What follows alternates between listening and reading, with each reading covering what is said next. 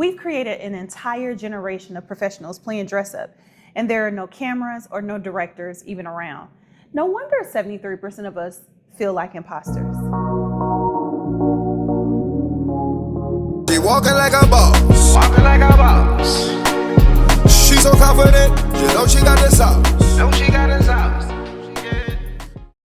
Hey friends, welcome to Off the Record, the mini pod companion series to our podcast On Record Off Script. Now, before going further, please do me a huge favor. If this conversation resonates with you, sparks a new idea, or just pushes you closer to your destiny, hit the like button, tap the notification bell, and subscribe so that you're notified each and every time we release content or post our powerful interviews with incredible guests. Now let's talk.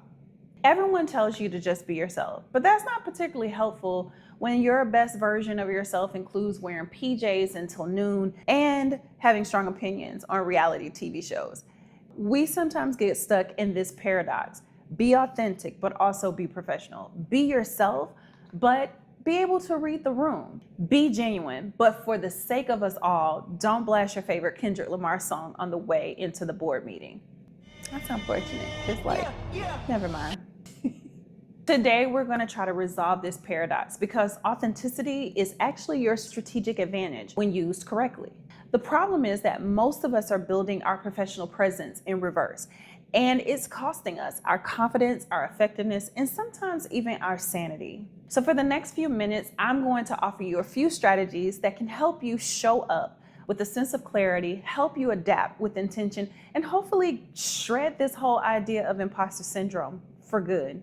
So let me paint you a picture of how most of us approach professional development. We start with external models, perhaps even faulty icons. We watch successful people that we admire and think, I need to do what they're doing and how they're doing it, and I'll get similar results. So we study their gestures, we adopt their vocabulary, we mirror their mannerisms, and even adopt their lingo. Lean in, command the room, whatever the current trendy lingo is at the moment. And it works, sort of. We get promoted, we assume that the promotion comes automatically with a ton of respect, but inside we feel shaky, unsure. That's because we're performing a role, not living in our true reality. Here's why this approach won't work. You can't build an authentic presence from the outside in. Think about what happens in a high pressure situation, a tough negotiation, a crisis meeting, a difficult conversation. You are already juggling 100 things. What to say, how they're gonna react, and what comes next. Now add a whole nother layer, trying to remember what version of yourself you're supposed to be playing today. The result, you freeze, you stumble. You feel like you're wearing someone else's clothes and they actually don't fit. That doesn't go together. But when you show up as yourself, you're not constructing your responses. You're just responding. You're not performing, you're being. And honestly, that takes way less energy. This is what we call strategic clarity. The more we focus on external techniques first, the less clear and authentic we become. The more we anchor in what is actually us first, the more strategic and adaptive we become in any room. Most of us spend years trying to be the person we think we're supposed to be, and it's exhausting. You feel like you're constantly on stage and the performance just will never end. The good news is once you see it and once you're aware of it, you can't unsee it. And that's where the real work begins. Okay, let's start at the beginning. What does authenticity actually mean? Well, the truth is that we don't always get to show up as our whole selves.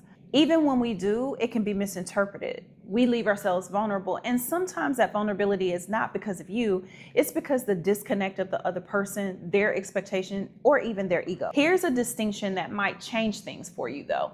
Being authentic doesn't mean being the same person in every room and every context. It means choosing which facets of your genuine self to emphasize based on the situation. One thing I do exceptionally well is code switch. When I speak with my team, I emphasize my collaborative and creative side. When I present to other executives, I lead with my strategic results-oriented side. When I'm mentoring someone, I bring out my patient, supportive side. Same person, different facets, all authentic. The imposter syndrome actually kicks in when you're trying to be someone we've never been before, when we're mimicking styles that fundamentally contradict our core values or personality. That's not adaptation, that's actually erasure. And erasure, that's the worst possible outcome. We all deserve to be seen and acknowledged without the need to show up as someone else just to fit in. Okay, so we can actually do this. Let me give you 3 strategies to keep in mind, not as homework, just for awareness. These are things that you can do this week without feeling overwhelmed and to check yourself to see if you're showing up authentically. Strategy number 1, recognize when you're in survival mode. There's a difference between showing up and surviving. When you're performing, you're in survival mode and your body and your emotional compass knows it. Here's what survival mode feels like for most of us. There's this underlying undercurrent of anxiety that runs through your day. Not panic, just that low-grade stress that never quite turns off. You're monitoring yourself constantly. Even when you speak, you wonder if it will land right. Should you have said it differently? What do they think of you right now? It gets even more challenging when you have to return to the same space with a whole different perspective on the same issue just to stay in character. Physically, your shoulders are tightened, your jaws are clenched, and you're holding your breath without realizing it. You're not in the conversation, you're managing the conversation. You're not responding, you're calculating people's reactions. That's what performing does. It puts you in a constant state of threat assessment because you're trying to maintain a persona. Any moment could expose that it's not real. Showing up as yourself feels significantly different. Even in difficult conversation, there's a groundedness. You might be nervous about the topic, but you're not anxious about being yourself. Your breathing is normal, you're present, you're not running a constant internal commentary about how you're coming across. If you notice you're in survival mode, shoulders tight, anxiety humming in the background, constantly calculating, that's your signal. You might not be being yourself in this moment. You don't have to fix it right now, just notice it, and awareness alone starts to shift things. Strategy number 2, manage the energy taxed. Here's the truth that we all have to accept. Showing up without authenticity is energetically expensive. It takes a massive amount of energy to maintain a version of yourself that isn't aligned. Think about it. You're running 2 parallel operations all day long. There's the actual work you're doing, and then there's the performance. And most of us don't even realize we're doing it because we've done it so long. But here's where you feel it. You feel it in the recovery and the rebound time. Pay attention this week. What happens after your interactions? When you get home, do you collapse? Do you need to decompress for hours before you can talk to anyone? Do you feel emotionally hung over the next day? That's the rebound effect. You just spent a significant amount of energy being someone you're really not. And your physical and emotional ecosystem needs to recover from that expenditure. But here's the contrast. When you show up in your authentic self, even in difficult situations, the recovery time is shorter. You might be tired from the work itself, but you don't feel depleted at your core. Now, I'm guilty of doing this. I did it for over 10 years. My professional accomplishments didn't suffer. I kept climbing the ladder, but the emotional cost of performing was treacherous. Now I show up as myself. Even in tough conversations, I might come home tired, but I'm still intact. No recovery buffer needed. If you are coming home depleted, if you feel exhausted even the next day, make sure that you check in on yourself. You might be expending way more energy than necessary. And this could definitely mean that you're not showing up as your authentic self. Strategy number 3, irritation is actually your reality check. Imagine that. I just didn't like, I'm just irritated. That's a red flag. The 3rd strategy is subtle but powerful. Understanding that irritation in the workplace or in independent relationships is often a signal that you're out of alignment. When you're showing up authentically, feedback or criticism might sting, but it doesn't enrage you. You can consider it, take what's useful, and let the rest go. But when you're performing, feedback cuts deeper. Criticism feels extremely personal, and someone questioning your approach feels like an attack. You get defensive, or you might even shut down. And here's why. When you're being yourself, there's a solid core. But when you're performing, any criticism threatens to expose that the whole thing is just an act.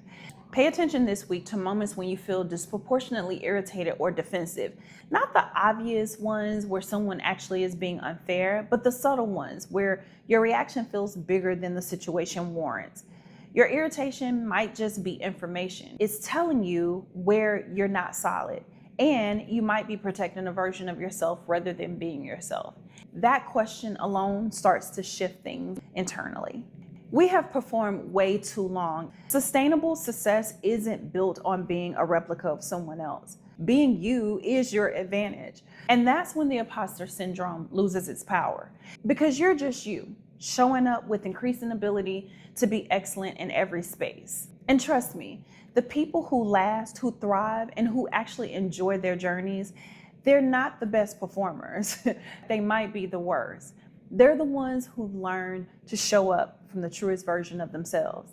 And that is powerful. And it's how you build a life uniquely yours that won't require you to become anyone else.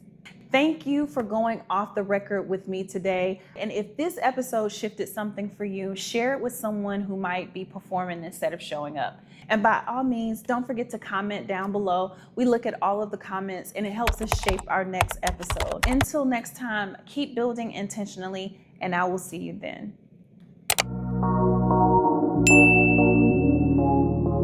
For the late to them.